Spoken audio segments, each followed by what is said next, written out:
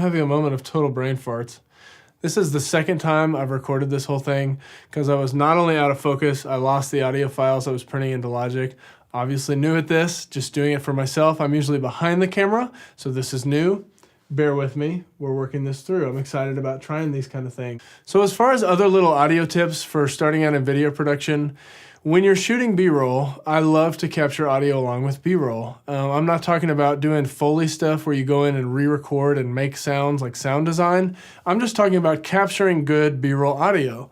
And there's a couple ways you can do this. The first way is probably just using your camera's onboard microphones. Like we heard earlier, the C100 has stereo microphones. I'm not sure what configuration they're in. They're okay, but if you get outside, you're gonna run into wind problems. Same with the GH4, it's got its stereo microphones inside of it.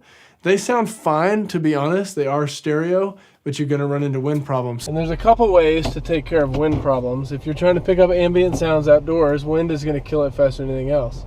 I'm not talking about the sound of wind. The sound of wind is quite pleasing. I'm talking about what wind does to the microphone. What's happening? So here's an example why audio is so important for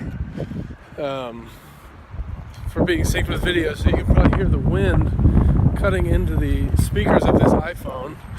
And one of the reasons you want to take audio seriously outside is to get rid of that wind sound. Now let me show you this. Back to the H6, I use this thing with this fat windscreen right here, and it works really well for capturing ambient sounds. If I'm outside doing some B-roll stuff, like it's great to mount this to the camera to get a really wide stereo sound of what's going on, but it's also good to just use this if you're working in conjunction with somebody else running the camera. Use this thing to pick up sounds. It's great. Sounds are great. One of the reasons I like to record stereo sounds as opposed to mono sounds when I'm shooting B-roll and ambient audio is because with stereo you do get a much wider, more realistic feel to the audio, just like I said about like doing a live event. But what I've found is when you're mixing in the video production, you got your dialogue and your music, and those are both going to feel pretty centered. The dialogue's usually a mono signal, which is duplicated to both channels, but it feels pretty center. The music is already mixed and mastered, and it's got its own stereo stuff going on, but it's going to be quiet compared to the dialogue. And the B-roll then takes on this different life from an audio standpoint, where the stereo recording of the B-roll audio actually feels like much bigger than if you're recording it in mono. And I like that a lot. It's kind of a cool way. I'm not sure if that's the right way. That's the way I've kind of taught myself to do it. I like it a lot. So I will mount the H6 to the C100 many times when I'm doing that.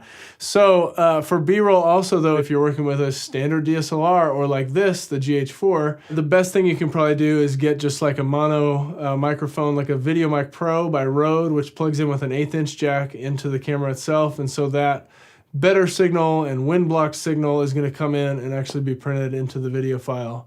So I'm really just sharing this stuff because I love talking about it. If you're out there and you're doing video production as a freelancer, I want to hear from you. I want to know what you use for audio. If you struggle with audio, if you need help with your audio, let me know if I'm doing something wrong, because I'm always I'm here to learn much more than I am here to share. I'm kind of doing both. I'm sharing and learning and learn sharing. And if you like this, you can feel free to subscribe to the channel. I'm going to start putting out more content like this on a frequent basis. Yeah, that's basically it. I'll see you next time.